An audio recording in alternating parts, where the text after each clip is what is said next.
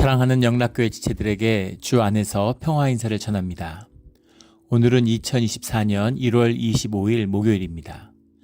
오늘의 묵상 본문은 사도행전 27장 1절로 44절까지의 말씀입니다. 오늘 본문 말씀 27장 1절부터의 말씀은 이렇게 시작합니다.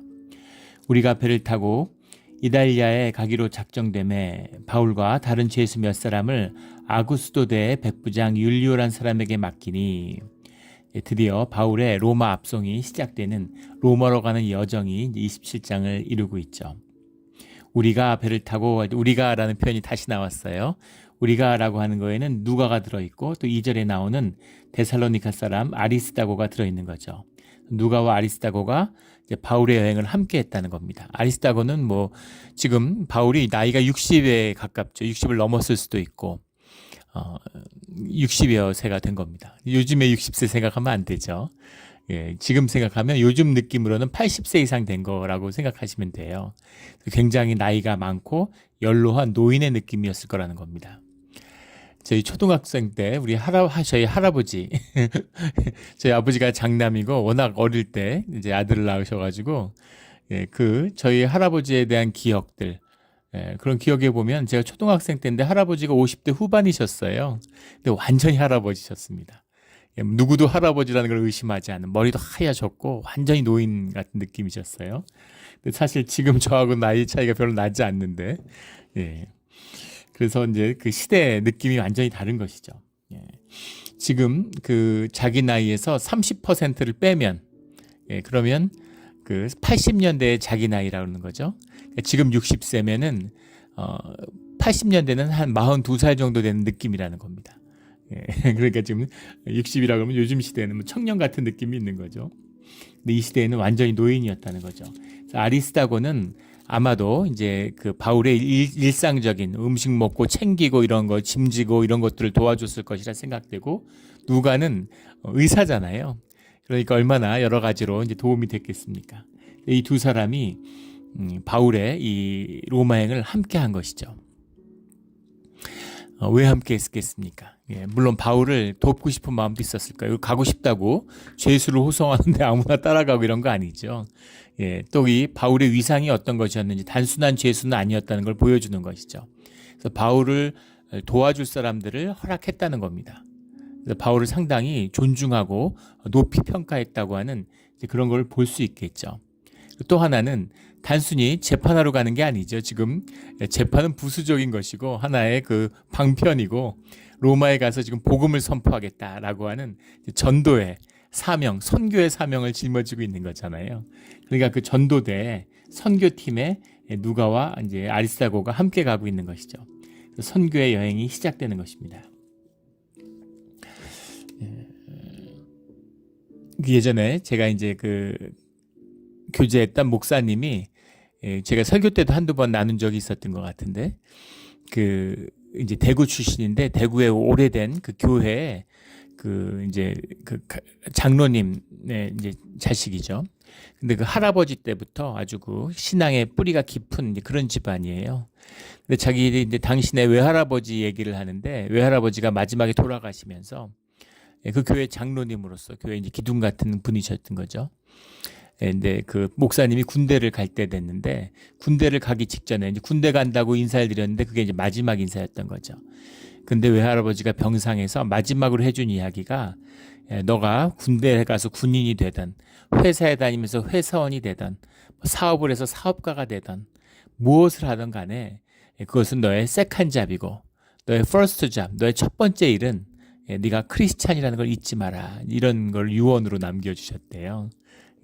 교회를 섬기는 것, 네가 크리스찬으로 살아가는 게 너의 첫 번째 소명이고 늘 첫 번째 잡이다라는 거죠. 다른 모든 것은 다 두 번째다, 세 번째다, 이런 이야기를 하셨다는 거예요. 이제 그런 거죠. 그래서 지금 죄수든 뭘 하든 비즈니스를 하든 이런 것은 물론 그게 중요하지 않다는 건 아닙니다. 중요하지요. 우리 삶이 중요한데 가장 중요한 것은 주님의 복음을 들고 말씀을 전하는 것에 있다라는 겁니다. 그 사명을 받고 이제 그 길을 떠나려고 하는 거죠. 목숨을 건 여행이잖아요. 이 시대의 여행이라는 것이. 근데 거기에도 누가와 아리스다고가 함께 했다는 것, 죄수를 수송하는데 함께 갔다는 것도 놀라운 일이죠. 이 시대 그는 이제 주요 이 교통의 핵심은 가장 이제 비옥한 토지가 애굽이죠. 애굽이 이제 곡창지대입니다. 그래서 애굽의 밀을 이제 이탈리아 반도로 가져가는 게 해운 운송의 핵심이에요. 물론 다른 것도 여러 가지 있겠지만 그게 핵심적인 축인 겁니다. 지금 세계의 축은 뭘까요? 세계에 뭐 수많은 물동량이 움직이지만 핵심 축은 중동의 석유로 옮기는 것이죠. 그게 가장 핵심적인 축이에요. 그래서 이제 말라카 해협 같은 게 너무너무 중요한 이유는 그것이 말라카 해협을 지나서 세계 최대의 석유와 가스의 수용처인 동아시아로 오기 때문인 거죠. 그런 것처럼 그 시대에는 모든 애굽의 물산이 알렉산드리아에 모여서 알렉산드리아에서 이제 배를 타고서 이탈리아 반도로 가는 것입니다. 그런데 문제는 무엇이냐면은 지중해라고 하는 것이 기본적으로 편서풍이 부는 서쪽에서 동쪽으로 바람이 부는 그런 구조라는 겁니다. 그래서 이탈리아에서 동쪽으로 올 때는 알렉산드리아나 팔레스타인 지방으로 올 때는 별 문제가 없어요. 근데 그것을 지금 거슬러 반대 방향으로 가는 거기 때문에 항해가 어려워지는 것이죠. 그래서 알렉산드리아 출발한 그 밀을 실은 배들이 올라와서 이 사이프러스, 구브로라고 하는 아나톨리아 지방 반대 팔레스타인 맞은방에 있는, 많이 나왔죠. 우리 그 바울의 전도여행 때 사이프러스의 남쪽을 돌아가지고 지중해 연안을 타고 가는 것입니다. 그것이 일반적인 항해인데 지금 그 27장을 잘 들여다보면 여러 문장이 나오는데 이제 헷갈릴 수도 있죠. 처음 보시면은 익숙치 않으신 분들은 그럴 수도 있습니다. 물론 우리 뭐 교인분들 여러 차례 이것을 이제 예전에도 또 우리 뭐 한 적이 있기 때문에 익숙하실 수도 있고 기억이 나실 수도 있지만은 그런데 지금 가는 항해에서는 왜 처음부터 구브로 남쪽으로 가는 배 가이사라에서 배를 타고 내려가서 알렉산드리아에서 배를 타고 한 번에 가지 않았을까라는 의문을 갖게 되는데 그 이유는 알 수 없어요. 일반적인 항로는 그랬다고 합니다. 그런데 그 배를 타지 못하고 가이사라에서 시리아 쪽에 있는 시돈도 유명한 항구 도시죠. 시돈에 올라가서 시돈에서 배를 타고 구브로를 사이프러스 섬을 끼고 돌아서 아나톨리아, 지금의 터키 반도의 남쪽에 있는 돌출된 무라라고 하는 도시에 일단 도착합니다. 무라라고 하는 것이 중간 기착지였다는 거죠. 굉장히 큰 항구 도시였다고 합니다. 무라에서 다시 알렉산드리아로 온 커다란 배를 이제 갈아탄 거죠. 그래서 그 배를 타고 다시 아나톨리아 반도의 끝쪽에 있는 니도라는 섬에 들렸다가, 항구 도시에 들렸다가 거기서 배를 타고 내려가는 겁니다. 여기서 겨울을 나야 된다, 내려가면 안 된다고 주장했는데 내려간 거예요. 그래서 미항이라고 하는, 아름다운 항구라는 이름을 가진 미항의 크레타섬, 이 크레타섬 굉장히 중요한 섬이죠. 지중해 정중앙에 있어요. 역사적으로 크레타섬을 차지하는 사람이 지중해를 지배하는 겁니다. 전략적 요충지고 2차 세계대전도 개전이 되자마자 독일이 크레타섬을 이제 공격하죠. 그래서 격전이 벌어져요. 지금은 이제 미국에 여기 군항이 있고 군사적으로 미국이 지배하고 있는 거죠. 지중해를 지배할 뿐만 아니라 에게해를 통해서 흑해로 들어가는 길목에 있기 때문에 크레타섬은 진짜 전략의 요충지 중에 요충지죠. 그 시대에도, 로마 시대에도 마찬가지였습니다. 그 크레타섬을 끼고서 남쪽으로 돌아서 가다가 베닉스라는 데 이르러서 거기서 겨울을 났어야 되는데 다시 그거를 무리한 항해를 하다가 풍파를 만나서 이제 가우다에 가고, 가우다에서 쭉 그 밀려가지고 그 폭풍우와 이런 데 밀려가지고 멜리데라고 하는 몰타 섬에 도착하는 거죠. 시실리아 섬 밑에 있는. 그래서 운이 기가 막히게 좋았어요. 한 2주 동안 이 폭풍우에 시달렸는데, 태풍에 시달렸는데 밀려갔는데 몰타에 도착한 겁니다. 기가 막히게 운이 좋았다고, 주님의 은혜죠. 오늘 본문 가운데 나오는 거지만 그 몰타에 도착한 다음에 거기서 이제 수라구사라고 하는 시칠리아 섬에 있는 항구 도시를 거쳐서 레기온이라고 하는 이탈리아의 가장 밑에 있는, 이탈리아 반도의 가장 남쪽에 있는 도시를 통해 올라가서 이제 그 반도를 타고 가서 보디오 로마로 들어가는 것이죠. 또 오늘 본문 가운데 이해하기 위해서 중요한 것은 기본적으로 왜 바닷가에 반도를 따라서 돌고 섬을 따라 돌았을까라는 겁니다. 이 시대에는 아직 삼각도시라는 것이 나오기 전이죠. 배 앞에다가 돛을 다는 거죠. 삼각도시라는 걸 답니다. 그래서 삼각도시를 좌우로 움직여요. 그러면 맞은 곳에서 바람이 와도 지그재그로 앞으로 갈 수 있는 것이죠. 삼각도시의 발명이 세계사의 방향을 튼 가장 중요한 어떤 그 혁신 가운데 하나라고 그러죠. 삼각도를 누가 제일 먼저 썼느냐에 대해서는 여러 논란이 있습니다. 16세기에 네덜란드 사람들이 만들었다라고 하는 것이 이제 정설이에요. 세계 무역을 하니까 이제 아시아에 가서 향신료를 구해오기 위해서 장거리 항해를 위해서, 그러니까 계절풍을 따라서 움직이니까 삼각도시 나오기 전에는 굉장히 제한적이죠. 그래서 언제나 출항할 수 있는 삼각도시 네덜란드 사람들이 만들었다라는 이야기가 있지만, 반대로 7, 8세기에 아랍 상인들이, 우리 요즘에 한참 나오는 이 아덴만, 그 홍해 앞바다, 앞바다, 아라비아해에서 인도를 통하는 전통적으로 많은 무역이 있던 곳인데, 7, 8세기에도 이미 아랍 상인들이 삼각도를 썼다는 기록들이 많이 남아 있습니다. 모든 게 다 그렇죠. 어느 누가 어느 날 하루아침에 뭘 만들지는 않고 여러 가지 시도와 선례가 있는데, 그것이 집대성돼서 그 역사적으로 이제 삼각도수로 그걸 꽃을 피워낸 건 뭐 네덜란드 사람들이겠죠. 분명한 것은 지금 1세기잖아요. 주전 지금 뭐 58년, 59년, 60년 요걸 지나가고 있는데, 이때는 삼각도시 없었다는 겁니다. 삼각도시 없으면 사각형 돛을 배 중앙에 올리는 거예요. 그러니까 맞바람이 오면 절대 나갈 수 없습니다. 뒤에서 바람을 받아야 되는 거죠. 바람을 뒤에서 오는데 지중해가 편서풍이면 어떻게 바다로 나아갔을까? 그래서 육지를 따고 도는 겁니다. 바닷가를 따라서. 왜 그러냐면 밤이 되면 육지의 기온이 내려가요. 육지의 기온이 내려가니까 더 차가워지죠. 그러면 육풍이 육지에서 바다로 부는 겁니다. 그걸 육풍이라고 그러죠. 낮이 되면 그 바다의 기온이 더 낮죠. 육지가 더 뜨거워집니다. 밤에는 육지의 기온이 더 낮고, 그러니까 낮은 곳에서 따뜻한 곳으로 바람이라는 것이 이제 불어가게 돼 있잖아요. 그 기압차 때문에. 그래서 해풍이 부는 것이죠. 밤에는 육풍이 불고 낮에는 해풍이 붑니다. 오늘 본문 가운데서 나오는 왜 밤에 항해를 할까? 낮에 항해를 하지. 밤에 항해를 하는 건 육풍을 받기 위해서인 것이고, 낮에는 해풍을 받는 것이죠. 그래서 그 육풍을 이용해 가지고 육지를 따라서 이렇게 쭉 도는 거예요. 바닷가 근처로 해서 땅을 따라서 쭉 쫓아다니는 겁니다. 그런 항해를 하는 거죠. 그것이 이제 삼각도시 나오기 전에 기본적인 항해 방법이었다라는 것을 이제 알고 봐야 되겠죠. 그래야지 왜 이렇게 항해를 복잡하게 할까? 이제 이것을 이해할 수 있게 됩니다. 만약에 지금 그 팔레스타인 지역에서 로마로 가는 게 아니라 로마에서 팔레스타인 지역으로 오는 것이었다. 이 시기는 10월경이었다고 봅니다. 10월 정확히 날짜를 사실 계산해서 10월 5일 날 출발했다는 것을 알 수 있어요. 왜냐하면 9절에 나오는 여러 날이 걸려 금식하는 절기가 이미 지났으므로 라는 말입니다. 금식하는 절기라는 것은 우리가 신명기, 레위기, 민수기 이런 데서도 여러 번 다루었던, 지금 나팔절이 지난 거죠. 나팔절은 9월 중순부터 10월 중순에 걸쳐 일어나는데, 나팔절이라는 건 농업력의 첫날이죠. 그 첫날이 있은 다음에 열흘이 지나서 대속죄를 갖게 되는 거죠. 욤 키푸르를 갖게 됩니다. 그래서 대속죄일과 나팔절 사이의 기간이 금식을 하는 기간이죠.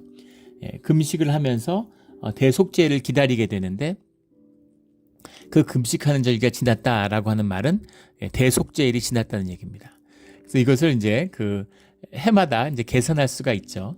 그러면은 이 날이 출발하는 날이 10월 5일이었다. 이렇게 10월 7일, 10월 5일, 10월 5일이었다. 이렇게 딱 떨어진다 그래요. 과학적으로 이제 계산을 한 거죠. 그래서 이제 이 여행이 시작되는 겁니다. 시돈에 갔는데 이 백부장이 아구스토데라고 하는 것이 이제 그 인솔을 했다. 근데 아구스토데가 뭔가 도대체, 이런 여러 가지 논의가 있는데, 황제 친위되었다라는 말도 있고, 통신부대였다, 연락부대였다. 그 당시는 통신시설 같은 게 따로 있는 게 아니니까 연락병들이 다니는 거죠. 그래서 연락부대가 갔다가 황제한테 가는 거니까 죄수도 후송하고 이런 부대였다는 겁니다. 그 두 가지가 다 의미가 있죠. 연락부대의 기능을 기본적으로 하는 것이지만, 기본적으로 부대들에게 연락을 하는 게 황제의 직할대에서 나오는 거잖아요. 이제 12개인 적도 있었고, 여러 이제 편제가 그때그때 변하긴 하는데, 각 지역마다 로마의 군단들이 주둔하고 있죠. 그리고 친위 군단이 있어요. 로마의 황제를 호위하는 군단은 2개 군단 규모입니다. 어마어마하죠. 근데 황제가 움직이면 그 군단, 이 친위 군단이 같이 움직이는 거예요. 황제가 움직인다는 건 보통 일이 아니죠. 근데 그 부대에서 이제 지시하는 전령들이 부대들이 이제 이동하고 움직이고 하는 거죠. 그 부대가 이제 그 시돈에 왔다가 거기서 이제 죄수들을 데리고 가는 겁니다. 그 죄수인데 그 백부장이 바울을 친절히 대하여, 그러니까 바울의 뭐 인품도 있고 학식도 뛰어나고, 또 거기 이제 베스나 이런 사람들에게 총독한테 들은 이야기도 있겠죠. 또 사람들이 대우하는 것. 그다음에 누가하고 아리스다고가 바울을 어떻게 대하는지를, 스승을 어떻게 대하는지를 보면서 야, 이 사람 보통 사람 아니구나, 대단한 사람이구나, 이런 어떤 그런 존경심을 이제 가질 수 있었겠죠. 그래서 굉장히 친절하게 죄수라고 막 학대하고 이러는 것이 아니라, 그리고 여기에 들어오는 것은 황제에게 재판을 가지만 이 일종의 이제 정치범인 거잖아요. 요즘은 어떤지 모르겠는데 80년대 이럴 때 굉장히 이제 독재가 심할 때도 그 친구들이나 선배들이나 감옥에 갔다 온 친구들 얘기를 들어보면 그런 정치범으로 오면은 이제 대우가 좋다는 거죠. 간수들도 기본적으로 리스펙이 있는 거죠. 정치적으로 뭐 민주화 운동하다 왔다 뭐 이렇게 해서 투옥되면은 그래도 대우를 잘해주고 자범처럼 대하지 않는 것이죠. 그 감옥에도 이제 그런 게 있다고 그러잖아요. 감옥에서 제일 존중받는 건 사형수들이랍니다. 죽음을 결정된 사람은 다들 두려워하고 무서워하기 때문에 못할 게 없죠. 이미 죽는데. 그런 사람들은 이제 그 각별한 그 높임을 받고, 그 다음에 제일 그 무시당하는 것이 이제 그런 파렴치범들, 무슨 강도 강간범 이런 거는 감옥소 안에서도 다 죄인들인데, 죄수들인데도 그 안에서도 사람 대접을 못 받는다 그래요. 근데 그런 게 있는 것이죠. 근데 이 시대에 공물을 운송하는 것도 있었지만 또 이렇게 볼 수도 있어요. 공물을 운송하는 알렉산드리아의 배인데 왜 구브로를 바로 가지 않고 가이사라 시돈에 들렸을까? 이 시대의 모든 배들은 사실은 개인 기업입니다. 회사들이 하는 거예요. 그런데 로마하고 계약을 맺어서 로마에 쌀을 실어주고 나라에서 돈을 받는 겁니다. 그래서 계약 관계에 있기 때문에 국가가 배를 갖고 있는 것은 아니지만 국가의 통제 아래 있는 것이죠. 그래서 미리 연락을 해서 올라와서 우리 그 죄수들, 여기 죄수들이 있는데 그 실어 가야 되니까 그 죄수들을 싣고 좀 가라. 그래서 무라에 가서 합류해서 더 큰 배로 옮겨서 이렇게 갔을 수도 있죠. 그런데 이 죄수들이라는 것은 사실은 왜 죄수들을 끌고 갔을까요? 우리 영화에서 많이 나오는 로마의 원형 경기장이 있는데 그 원형 경기장에 끌어다가 그 사자하고 이렇게 싸우게 하기도 하고 또 이렇게 격투기 같은 걸 벌여가지고 그것을 스포츠 같이 하던 그런 시절입니다. 그래서 죄수들이 그 희생양이 됐어요. 그래서 검투사로 끌려갔을 수도 있고 바로 사자밥이 됐을 수도 있고 뭐 그렇습니다. 그러니까 그런 죄수들 속에 있는데 그러니까 이제 그 백인대가 이렇게 그 백부장이 이끄는 운소라는 군대가 이제 호송에 가는 것이죠. 그 안에 뭐 흉악범도 있을 수 있고 이렇겠죠. 그런데 이제 그 다른 대접을 받았다. 그래서 친구들에게 3절에 가면 친구들에게 가서 대접받기를 허락하더니 시돈에 갔는데 시돈도 기독교 공동체가 있는 거죠. 그러니까 바울이 왔으니까 바울을 초대해서 식사를 대접하고 후대하는 겁니다. 당연히 그렇겠죠. 근데 그런 걸 다 허락했다는 거예요. 그러니까 상당히 이제 죄수지만 편안한 상태에서 그걸 이제 이 여행을 했다는 것을 이제 알 수 있습니다. 그래서 무라시에 이르러 5절에 6절에 알렉산드리아 배를 만나 우리를 오르게 하더니 가이사라에 출발한 배가 아나톨리아 지방의 무라에 왔고 알렉산드리아 애굽에서 온 배가 와 있어서 무라에 있는 배에서 합류해서 배를 탔다는 거죠. 나중에 보면 배 인원이 총 276명이라고 나옵니다. 굉장히 큰 배예요. 이 시대에는. 물론 뭐 더 큰 배도 있었죠. 그 유다의 고대사를 쓴 그 기록에 보면 그 이제 작자가 탄 배가 좌초됐는데 600명이 타고 있었다. 이런 배도 나오고 굉장한 겁니다. 지금으로 보면 지금은 뭐 막 10,000명 이상 태우고 뭐 이런 수십만 톤 되는 유람선 막 이런 게 나오잖아요. 막 25만 톤 막 이런 상상을 초월하는 그런 배들이 나오지만 이때의 배라는 것. 그 콜럼버스가 타고 간 배수양을 횡단한 배가 불과 산타마리아 오죠. 500톤이 안 돼요. 그리고 그 베네치아가 지중해를 완전히 지배하던 16세기에 그 베네치아의 삼각도를 단 갤리선의 탑승 인원이 250명이 맥시멈입니다. 그러니까 이 로마 시대인데 상당히 큰 배, 굉장한, 그러니까 뭐 알렉산드리아에서 이제 식량을 수송하는 배니까 큰 배죠. 사람도 이렇게 태웠다라는 건 굉장히 큰 배라고 하는 걸 이제 알 수 있는 거죠. 그 배를 타고 가는 거죠.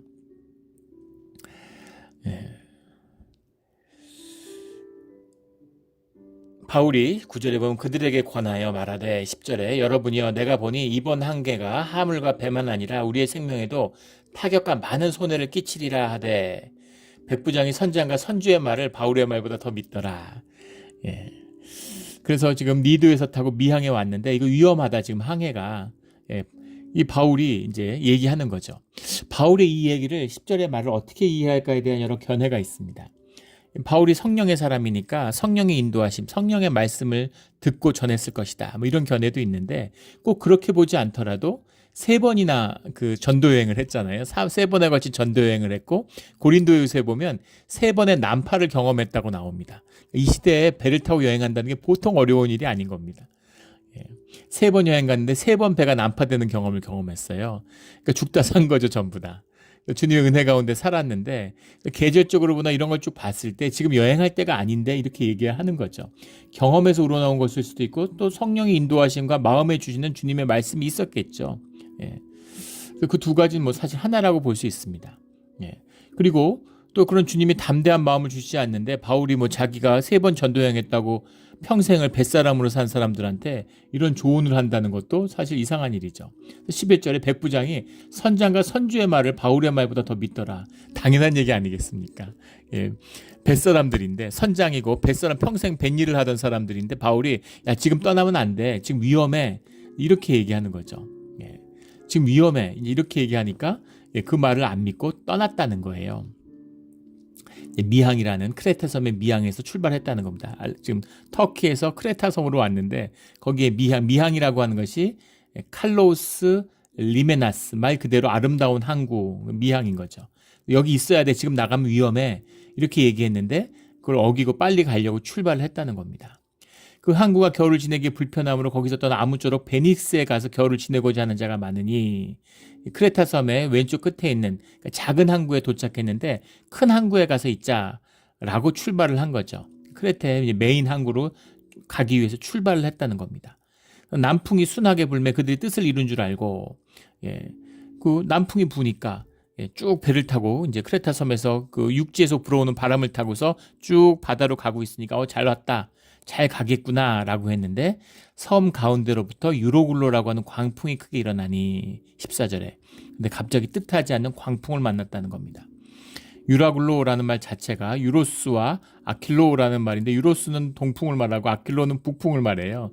동북풍이 남풍이 부는데 동북풍이 부니까 아수라장이 됐겠죠. 이제 정신없는 거죠. 왜 이런 바람이 불었을까? 이런 바람이 크레타 섬 주변에 자주 분답니다. 크레타 섬이 큰 섬은 아니지만 그 중심부에 2000m가 넘는 산맥이 있대요. 그 산맥에 바람이 남풍이 불다가 그 산맥에 부딪히면 다시 밀려 나오는 거죠. 그러니까 어떤 바람이 불지 알 수 없는데 갑자기 광풍이 불었다는 겁니다. 그래서 거기에 쫓겨서 막 바람이 밀려서 가다가 가우다라고 하는 크레타 밑에 있는 작은 섬 아래에 지나서 간신히 거루를 잡아 끌어올리고 16절에 거루라는 건 거룻배를 말하는 거죠.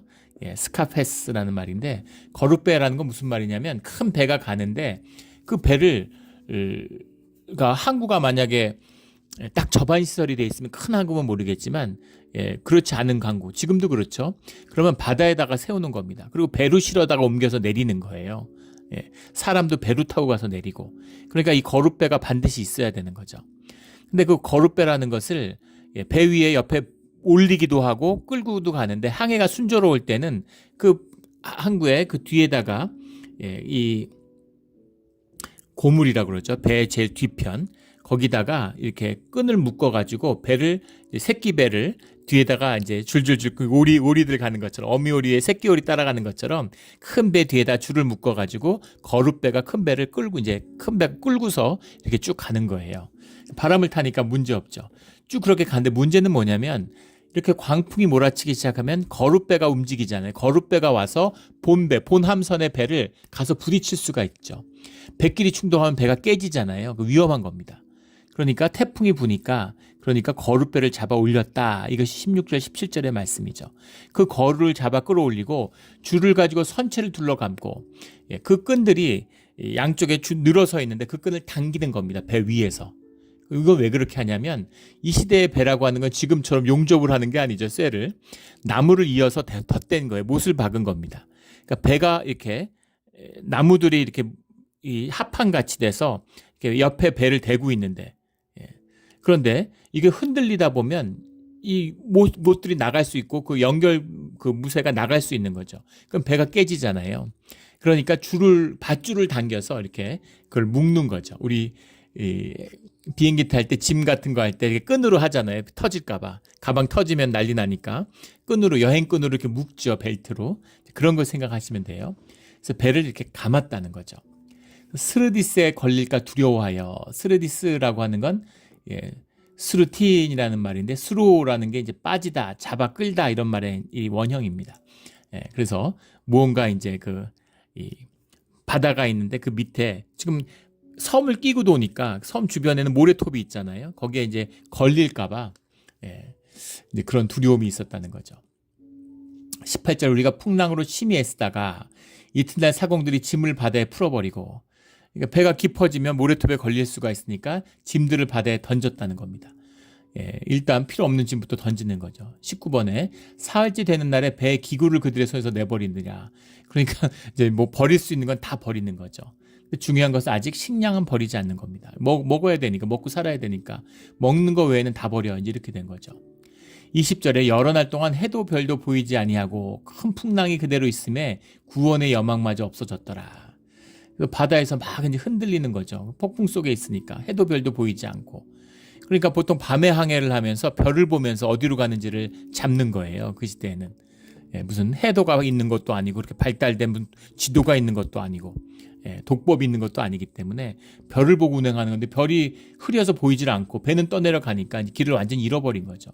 어디 있는지 알 수가 없는 겁니다. 21절에 여러 사람이 오래 먹지 못하였음에 바울이 가운데 서서 말하되 여러분이여 내 말을 듣고 글에 대해서 떠나지 아니하여 이 타격과 손상을 면하였더라면 좋을 뻔하였느니라. 그러니까 이 얘기를 하는 건 무슨 탓하거나 책망하는 것이 아니라 내 말 들어라 이런 얘기죠. 내 말대로 했으면 좋았잖아. 이제라도 내 말을 들어. 이런 얘기죠. 근데 지금 구원의 여망마저 없더라. 전부 다 이제 의기소침해 있고 이제 다 죽었구나 하는 절망감이 뱃속에 가득한 거죠. 22절에 내가 너희를 권하노니 이제는 안심하라. 너희 중 아무도 생명에는 아무 손상이 없겠고 오직 배뿐이라. 배는 잃어도 너희는 죽지 않아. 걱정하지 마. 이렇게 이야기하는 겁니다. 권면이고 위로죠. 주님의 위로가 임하는 것이죠. 그래서 바울이 어떤 사람인가, 하나님의 사람은 어떤 사람인가 하는 걸 보여주는 겁니다. 하나님이 함께하기 때문에 사람들은 현상을 보고 현실을 보고 두려워해요. 환경과 조건을 보고 낭망합니다. 하나님의 사람은 주님을 바라보기 때문에 현상과 현실을 보고 덕대로 낙심하지 않아요. 주님이 접지 않았는데 내가 접지 않습니다. 그래서 항상 소망의 사람이 되는 거죠. 이것이 사실은 인간성의 본질이고 역사를 바꾸는 비밀이에요. 이게 굉장히 중요한 비밀입니다. 왜 어떤 나라는 혁신이 일어나고 역사가 변화하고 사회가 발전하는데 어떤 나라들은 그냥 주저앉아서 계속 썩어질까요? 남한과 북한을 보면 되죠. 더 볼 게 뭐가 있겠습니까? 북한이 훨씬 잘 살았다 그러죠. 70년대 초까지도 북한이 잘 살았다 그래요. 그래서 그때는 우리 남한에서 핵탄두를 개발하려고 그랬잖아요. 북의 위협이 너무 세니까. 그랬는데 그럴 수밖에 없죠. 이 일제시대 때 주요 산업시설이 다 북에 있었습니다. 북에 세계 최대의 비료 공장이 있었고요. 세계 최대의 수력댐이 있었어요. 전기발전소가. 그래서 해방 직후에 북한이 남한이 말을 안 들으면 전기를 끊는 겁니다. 다 북한에서 전기를 끌어다 썼는데 잘 산다고 북한이 떵떵거렸는데 북한이 세계 최빈국이 됐어요. 세계에 200 몇십 개 나라가 있는데 세계에서 유엔에 있는 나라 중에서 한 200여 개 나라 중에서 제일 못 사는 최빈국 5나라 안에 들어갑니다. 한국은 잘 사는 10개국 안에 들어가요. 어떻게 이럴 수가 있을까요? 어떻게 이럴 수가 있을까요? 이것이 생명의 비밀입니다. 이게 말씀의 비밀이고 주님과 함께하는 비밀이에요. 환경과 조건에 시달리지 않고 주님 안에서 소망을 보고 삶을 변화시키는 그 힘이죠. 우리 한국에 있을 때도 교회에서 그런 숱한 간증들이 있어요. 예. 정말 6.25 때 남편 잃고, 예, 아이 내 때리고, 시장에서 가게가 있는 것도 아니고 좌판 그냥 길에 앉아서, 예, 장사하고, 미군 부대 같아서 화장품 받아다가 팔고, 예, 삶에 아무 소망이 없는, 아이들 다 데리고 죽을까 이런 거 매일 고민하고 울고 이러셨다고. 주님을 만나고 복음을 만나고 교회에서 신앙생활을 시작하고, 예, 달라진 게 아무것도 없는데 기쁨과 소망이 있는 것이죠. 매일 기도하고 열심히 살았는데, 예, 세월이 지나고 보니까, 예, 다 잘 된 거죠. 어떻게 그럴 수 있을까? 정말 극단적으로 갈 수 있었을 것 같은데 애들도 다 잘 되고 다 잘 공부시키고, 예, 어떻게 이럴 수가 있을까? 이제 그런 거죠. 주님의 은혜고 주님 안의 소망입니다. 예, 하나님의 은혜죠. 오직 은혜입니다. 이 당당함, 죽음을 두려워하지 않는데 세상에 두려울 게 뭐가 있겠습니까? 예, 죽음을 두려워하지 않는 사람은 세상을 다스리게 돼 있어요. 예, 자기의 조건과 환경을 다스리게 돼 있습니다. 예, 생명에 아무 손상이 없고 배뿐이다. 예, 그러니까 잘 모르는 사람들은 황당했겠죠. 죄수가 일어나가지고 사람들을 위로하니까, 병사들 두려워하지 마, 뱃사람들 두려워하지 마. 뱃사람들이 네가 뭘 안다고 배에 대해서. 근데 일어나서 야 걱정하지 마. 주님이 말씀하시는데 너희에게 아무 문제 없대. 23절에 내가 섬기는 하나님의 사자가 어젯밤에 내 곁에 서서 말하되 바울아 두려워하지 말라. 내가 가이사 앞에 서야 하겠고 또 하나님께 너와 함께 항해하는 자를 다 내게 주셨다 하였으니, 카리스타이라는 말인데 카리조마이라는 말에서 왔죠. 이 말의 원형이 카리스입니다. 카리스가 우리가 신약에서 쓰는 은혜잖아요. 선물이라는 뜻인데 원래는 은혜죠. 은혜. 주님의 은혜가 있다. 주님이 너한테 은혜를 더하셨다. 바울을 살려야 되기 때문에 로마에 가야 되기 때문에 너희 아무도 죽지 않아. 다 죽고 바울만 갈 수도 있잖아요. 근데 주님이 그 은혜의 여행, 바울의 여행을 돕고 있는 사람들을 결코 목숨을 헛되이 버리지 않도록 그 항해를 지켜주신다는 거죠. 그래서 믿음의 사람들과 함께하면은 복을 받는 거예요. 우리 교회 몬트레이 영락교회가 바로 서면은 몬트레이가 복을 받는 겁니다. 왜 복을 받는지를 몰라요. 왜 하나님이 대한민국에 축복해서 그 복을 부으셨는지를 모르는 겁니다. 예, 운이 좋은 줄 알고, 세상 사람들은 운을 보잖아요. 점치고 운이 좋냐 나쁘냐 이러고. 운이 중요한 것이죠. 세상에 운이 중요합니다. 예, 운이 중요해요. 예, 군대에 그런 얘기가 있잖아요. 용장이 덕장을 못 당하고 덕장이 지장을 못 당하고, 예, 지장이 운장을 못 당한다. 뭐 그런 말이 있죠. 예, 아무리 용감한 사람이, 성품이 좋은 사람을 못 당하고 지혜로운 사람을 못 당하고, 그게 뭐든 간에 운 좋은 사람을 못 당한다. 운이 좋아야 되는 거죠. 운이 좋은, 한국에서 이제 크게 기업을 하는 이제 그 집사님이 그런 고백을 해요. 알 수 없는 은혜. 예, 진짜 아무 이유가 없는데 정말 수도 없이 망할 뻔했는데, 근데 그때마다 주님이 은혜를 부어주셔서 알 수 없는 은혜로 이렇게 사업을 일으켰다. 사업하시는 분들은 누구나 공감할 일이죠. 큰 위기를 당하고 망할 줄 알았는데 잘 되고, 또 별일 아닌 줄 알았는데 엄청난 타격을 받기도 하고. 예. 우리 교회도 보십시오. 예. 우리 코로나 와갖고 다 죽는 줄 알고 다 망하는 줄 알았는데 그거 겪어서 더 잘 된 분들이 대부분이잖아요. 예. 그런 게 주님의 은혜죠. 그래서 기도를 해야 되는 것이죠. 예, 주님의 늘 보호하심과 십자가의 그 보혈이 우리를 덮는, 은혜가 떠나지 않는 우리의 신앙의 길이 되기를 주의 이름으로 축원합니다. 내 시대에 평안이 있으리라 하고 주님이 말씀하시면 평안이 함께하는 겁니다. 다 내게 주셨다. 바울로 인해서 모두 다 생명을 보존받는 것이죠. 은혜, 이 중보의 은혜가 함께하고 있는 것입니다. 우리는 축복의 사람이 돼야죠. 축복을 유통시키는 것, 이것이 크리스찬입니다. 그래서 나는 내게 말씀하신 그대로 되리라고 하나님을 믿노라. 난 하나님의 사람인데 하나님을 믿으니까 하나님이 너희들 다 산다고 그랬어. 배는 못 지켜도 너희 생명은 다 지켜. 상징적이잖아요. 다들 이제 로마만 가면은 한몫 잡는다고 다 들떠 있지 않겠습니까? 뭐 여러 가지 싣고 많이 가겠죠. 그런데 야, 그런 거 다 소용없어. 배가 깨지고 지금 목숨이 위태로운데 그런 거 다 버려. 하지만 너희 생명은 지킨다라는 겁니다. 생명을 지키고 나머지 얻어봐야 무슨 의미가 있겠어요. 아무 의미 없는 것이죠. 중요한 건 생명이잖아요. 생명을 지켜주신다라는 거죠. 우리 늘 모든 걸 다 잃어도 영생을 지키며 누리는 우리의 믿음이 되기를 주의 이름으로 축원합니다. 27절에 열 나흘째 되는 날, 폭풍우가 2시간만 해도 견딜 수가 없었을 텐데 열 나흘을 폭풍에 시달렸으니까 진짜 죽고 싶었겠죠. 얼마나 고통스러웠을지 상상이 됩니까? 그래서 우리가 아드리아 바다에서 이리저리 쫓겨가다가, 아드리아 바다는 평안한 바다로 유명한데 여기서 이렇게 광풍이 와서 시달리는 거예요. 사공들이 어느 육지에 가까워지는 줄 짐작하고, 그래서 몰타 밑에 있는 몰타섬, 그 시실리아 섬, 이탈리아 반도가 장화처럼 생겼잖아요. 그 발끝에 있는 시실리아 섬이 있는데 그 시실리아 섬 밑에 몰타 섬이 있죠. 그 몰타 섬에 이제 도착을 한 겁니다. 기가 막히게, 이게 진짜 주님의 은혜죠. 보름을 지금 바다에 태풍에 시달리고 어디로 가는지도 모르고 지금 막 죽느냐 사느냐 했는데, 그런데 잘 간 거예요. 이리 시달리고 저리 시달렸는데 도착해 보니까 몰타인 거죠. 잘 왔어요. 몰타, 시실리아, 이탈리아 반도로 들어가는 겁니다. 인생에 많은 고난이 있지만 지나고 보면 제길을 찾아온 거죠. 예전에 그런 고백을 들은 적이 있어요. 교회 집사님한테. 그분이 이제 좀 재산이 있는 분인데,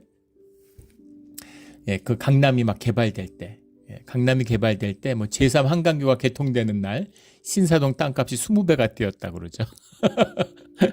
그러니까 뭐 광풍이 이제 일었대요. 80년대. 그래가지고 이사를 많이 다니셨답니다. 여기서 저기로 뭐 방배동에 있다가 뭐 반포로 갔다가 뭐 압구정으로 갔다가 청담동으로 갔다가 막 계속 이사를 다녔는데, 좋다는 곳으로. 근데 지나고 보니까 그냥 어디 살아도 한 자리에 살았으면 다 그게 그 돈이라 그거라는 거예요. 다 올랐기 때문에. 괜히 고생만 했다고. 그런 얘기를 들은 기억이 나는데, 이제 그런 거죠. 뭐로 가도 서울만 가면 된다, 이런 것처럼 온갖 시달린 것 고난이 있었지만 지나고 보니까 잘 도착한 겁니다. 몰타 섬에 이제 도착하는데, 몰타에 왔는데 어떤 섬인지 모르는 거죠. 뭐 아프리카로 갔는지 뭐 어딜로 떠내려 갔는지 다시 뭐 팔레스타인으로 되돌아갔는지 뭐 알 수가 없는 거예요. 근데 섬이 육지가 가까워지는 걸 느끼는 것이죠. 밤이 되어서 물을 재어보니까 20길쯤 되고 조금 가니까 15길이라. 그러니까 육지에 가까워지고 있구나 라는 것을 느끼고 있는 거죠. 그런데 육지가 다가온다는 것은 암초가 있다는 거잖아요. 29절에 암초에 걸릴까요? 고물로 단 넷을 내리고 날이 새기를 고대하니라. 고물이라는 거 프루네스라고 되어 있는데, 스턴이죠. 영어로 하면 스턴. 이 배의 뒤, 배의 뒤를 얘기하는 거죠. 그 선미, 배의 꼬리를 얘기하는 겁니다. 그래서 고물에 있는 앵커를 이제 내렸다는 것이죠. 그걸 내리고 이제 밤에 움직이다가 배 깨지면 안 되니까 기다렸다는 거죠. 그래서 사공들이 도망가자 하여 이물에서 닷을 내리는 채하고, 이물이라고 하는 게 이제 프로레스라고 하는데 보우죠. 영어로 하면 이게 뱃머리를 말하는 겁니다. 그 이물이 순 우리말이죠. 물을 이고 간다. 배를 이렇게 막 가르고 가잖아요. 근데 마치 배를 머리에 이제 이고 가는 것처럼 이제 그렇게 보였겠죠. 물을 이고 간다. 그래서 이물이 되었다 그래요. 이물이라는 이제 그 선수죠. 선수에서 닷을 내리는, 이물에서 닷을 내리는 채하고 거룻배를 바다에 내려놓고는, 그러니까 배를 타고서 이제 육지가 가까웠는데 배 잘못 들어가다 좌초되면 안 되니까, 그러니까 거룻배를 타고 가려고 그러는 거예요. 그러니까 지금 몰타에 왔다고는 상상을 못 하는 거죠. 지금 몰타에 왔으면 이런 식으로 뱃사공이 탈출하게 되면 배에 있는 사람들도 어려워지지만 탈출한 사람들도 죄를 받겠죠. 근데 지금 어딘지 모르는 곳에 왔으니까 그냥 우리라도 살고 봐야 되겠다. 생존의 사람들이에요. 생존의 위기에 몰리면 무슨 짓이든 합니다. 생존의 사람들은. 생존의 사람들을 믿을 수가 없는 것은, 생존의 사람들은 목숨이 걸리면 무슨 짓이든 해야 할 수 있는, 상상할 수 없는 무슨 짓이든 할 수 있습니다. 목숨으로 위협하면, 죽인다 그러면 죽음의 위협이 오니까 이런 짓을 하려고 그러는 거죠. 뱃사람들이 아는 거죠. 지금이 기회다 이러고 배를 타고 도망가려고, 나라도 살아야지 이런 거죠. 31절에 바울이 백부장과 군인들에게 이르되 이 사람들이 배에 있지 아니하면 너희가 구원을 얻지 못하리라. 너희가 살지 못한다 이 얘기잖아요. 지금 누가 선장입니까? 바울은 죄수인데 지금 선장, 백부장도 지시하고 군인들도 지시하고 뱃사람들한테도 지시하고 여기선 쉬어야 돼, 밥 먹어야 돼, 여기선 좀 묵었다 가야 돼, 야, 저 사람들 잡아 못 가게 막어, 지시를 다 바울이 하고 있어요. 이게 생명의 권세, 다스리는 권세입니다. 바울이 다스리는 거죠. 주님이 함께하고 있으니까. 야, 저 사람들 못 잡으면 야, 너희들 다 죽는다 이렇게 얘기하는 거예요. 근데 문제는 32절에 이에 군인들이 거룻줄을 끊어 떼어버리니라. 거룻줄을 끊으면 안 되죠. 어딘가에 도착하면 배를 닷을 내리고 배로 들어갔어야 되는데 이 거룻줄을 끊어버리는 바람에 군인들이 배 타고 도망갈까봐 배를 끊어서 배를 없애버린 거예요. 지금 몰타 인근에 지금 있다고 생각하면 절대 이렇게 하지 않았겠죠. 그런데 어딘가에 지금 난파될 거라고, 좌초될 거라고, 좌초했다고 생각하고 있으니까 이제 배가 좌초될 것이다, 난파될 것이다 이렇게 생각하고 있으니까 이놈들이 우리를 버리고 도망가 이렇게 생각하고 이제 배를 끊어서 도망가기를 막은 거죠. 이것도 현상의 사람들입니다. 흐름을 보지 못하니까, 믿음이 없으니까 현상에 직자적으로 즉흥적으로 대우하는 거예요. 현상의 문제를 다루는 겁니다. 현상의 문제를 다뤄요. 그 미국의 FRB 연방제도준비이사회에 그 경제학 박사들, 세계적인 석학들이 1000명 이상 있답니다. 상상이 되세요? 웬만한 큰 대학 같은 데도 몇십 명밖에 없는데 1000명이, 그것도 그 분야에서 최고의 전문가들이 있대요. 그런데 FRB가 온갖 허튼 짓을 많이 하죠. 세계 경제를 어지럽힌 일이 한두 번이 아니잖아요. 재앙으로 몰기도 하고. 그래서 왜 그럴까? 왜 그럴까? 현상을 쫓기 때문인 거죠. 그러니까 굉장히 정교하고 수많은 페이퍼를 내고 하루에 몇천 페이지의 보고서가 쏟아지는데 사실은 세상이 어떻게 돌아가는지 모르는 거예요. 하나님의 눈, 본질의 세계를 볼 줄 아는 자만이 돌아가는 걸 보는 겁니다. 눈에 보여서가 아니죠. 바울은 주님이 말씀하셨으니까 야, 너희들 다 살아, 걱정하지 마. 너희 한 사람도 안 죽는다고 주님이 말씀하셨어, 걱정하지 마. 그러면 이성적이고 사리에 맞는 판단을 내리게 되는 거죠.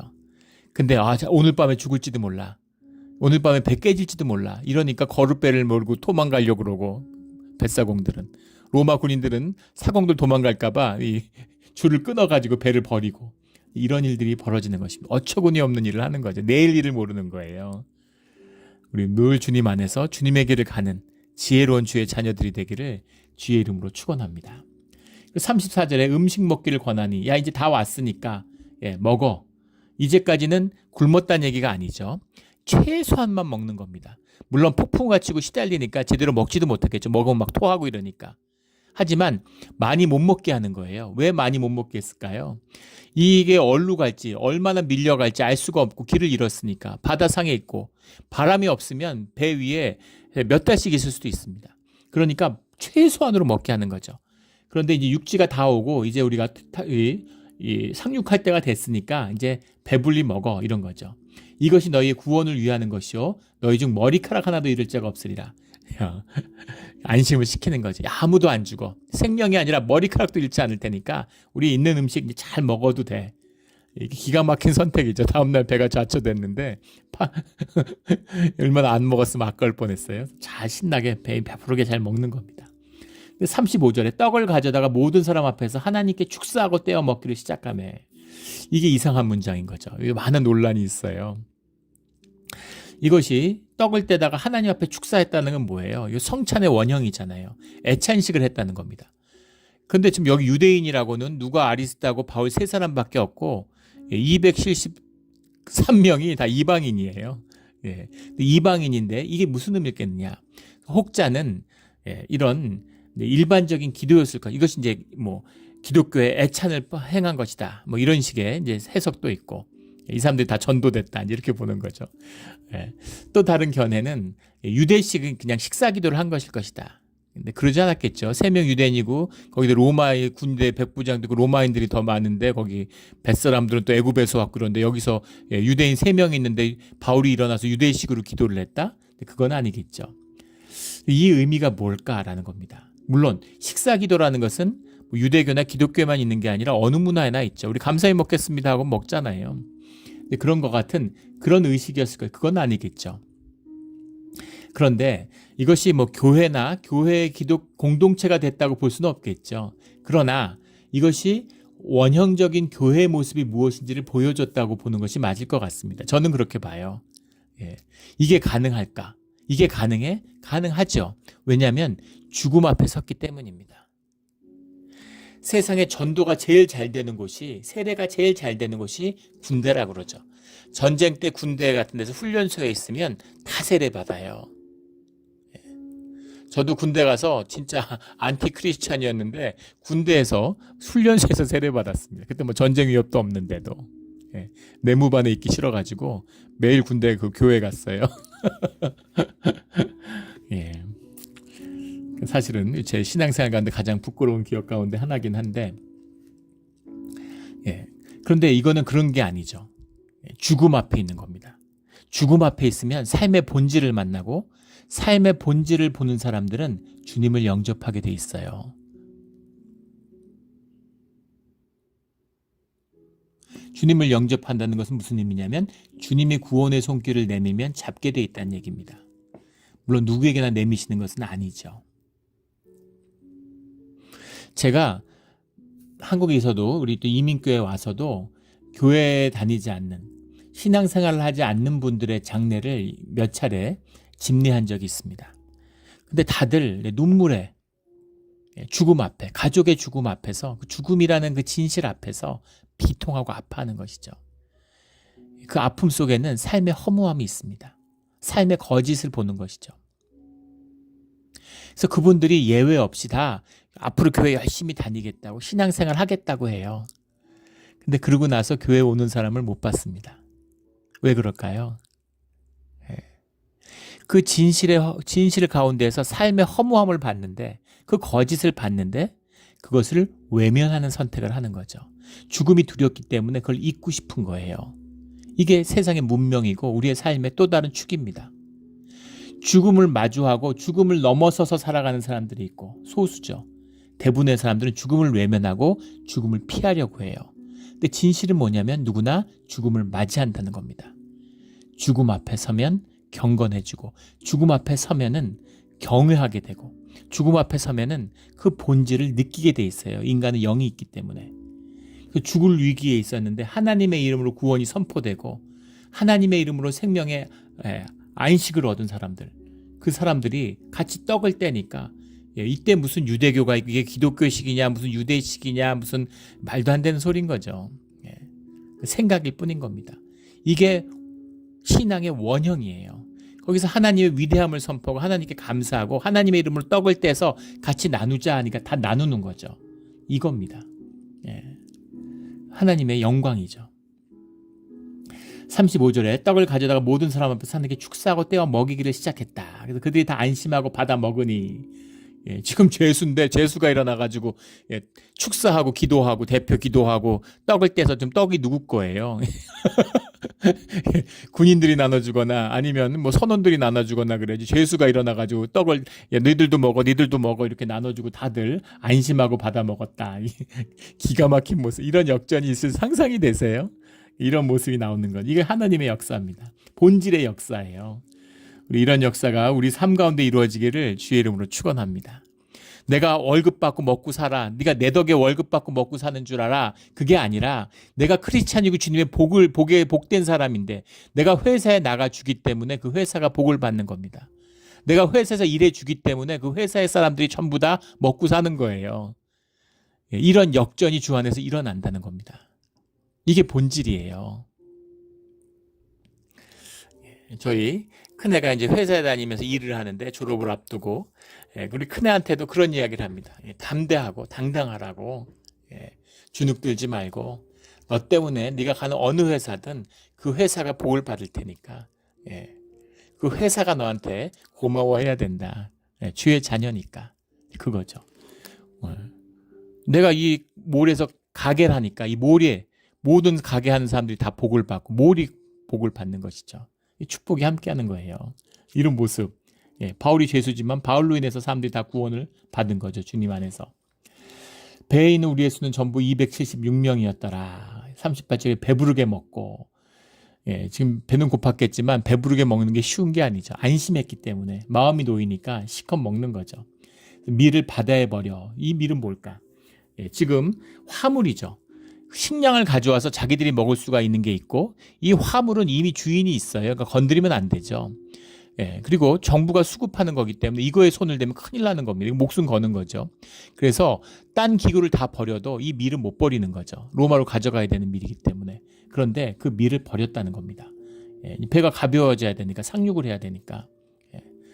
지금 항구로 들어가는 게 아니라 어느 섬 가운데 있다고 생각하니까 이제 밀을 바다에 다 버린 것이죠. 39절에 날이 새매 어느 땅인지 알지 못하나 경사진 해안으로 된 항만이 눈에 띄거늘 배를 거기에 들여다댈 수 있는가 의논한 후 닷을 끊어 바다에 버리는 동시에 키를 풀어 늦추고 무슨 얘기입니까? 닷을 끊어. 닷이라는 것이 바다에서 묶어두고 있는 거잖아요. 그것을 끊어버린 거죠. 끌어올리면 또 무게가 되니까 그냥 끈을 끊어가지고 닷은 바다 밑에 버린 거예요. 그 키를 풀어. 키라는 것을 당겨가지고 밑에서 배 위에서 돛을 끌어올려 놓고 있죠. 그런데 돛을 내렸다는 겁니다. 돛을 달고 바람에 맞추어. 그러니까 사각돛이 내려가니까 바람이 부니까 쫙 이렇게 섬으로 갔겠죠. 그래서 이제 해안을 향하여 들어가다가 두 물이 합하여 흐르는 곳을 만나 배를 걸매